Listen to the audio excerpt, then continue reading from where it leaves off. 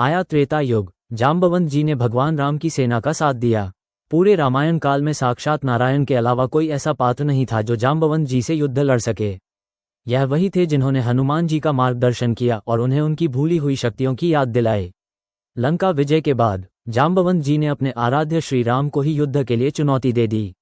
भगवान राम मर्यादा पुरुषोत्तम थे, इसलिए उन्होंने मुस्कुरा कर कहा, इस युग में नहीं वृक्षराज, जब मैं द्वापर युग में कृष्ण बनकर आऊंगा तब तुम्हारी यह युद्ध की इच्छा जरूर पूरी करूंगा।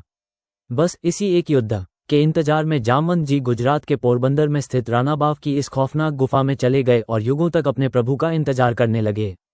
समय का पहिया घामा और द्वापर युग आ गया। एक दिन भगवान श्री कृष्ण स्यमंतक मणि की खोज में जंगल में भटकते हुए उसी अंधेरी गुफा के अंदर पहुंच गए। वहां उन्होंने देखा कि जाम्बवंत जी की पुत्री उस चमत्कारी मणि से खेल रही है। जैसे ही कृष्ण ने मणि लेने की कोशिश की, जाम्बवंत जी ने उन्हें युद्ध के लिए ललकार दिया। फिर शुरू हुआ ब्रह्मांड का सबसे भयंकर मल्लयुद्ध।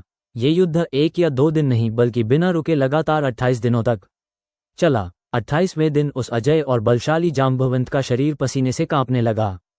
उनका रोम रोम ये चीख कर कह रहा था कि पूरे ब्रह्मांड में साक्षात नारायण के अलावा किसी देव या दानव में इतनी ताकत नहीं जो जाम्बवान को युद्ध में घुटने टेकने पर मजबूर कर सके। तब श्री कृष्ण ने अपने उस अलौकिक रूप के अंदर मर्यादा पुरुषोत्तम श्री राम का दर्शन दिया। जाम्बवंत जी की युगों की इच्छा पूरी हो गई। वो रोते हुए अपने प्रभु के चरणों में गिर पड़े, उनसे माफी मांगी और अपनी पुत्री का विवाह भगवान श्री कृष्ण से करवा दिया। गुजरात के पोरबंदर की जाम्बुवंत गुफा आज भी इस महायुद्ध का जीता जागता प्रमाण है। अगर आप भी भगवान राम और कृष्ण की इस अद्भुत लीला को मानते हैं तो कमेंट में जय श्री राम जरूर लिखें।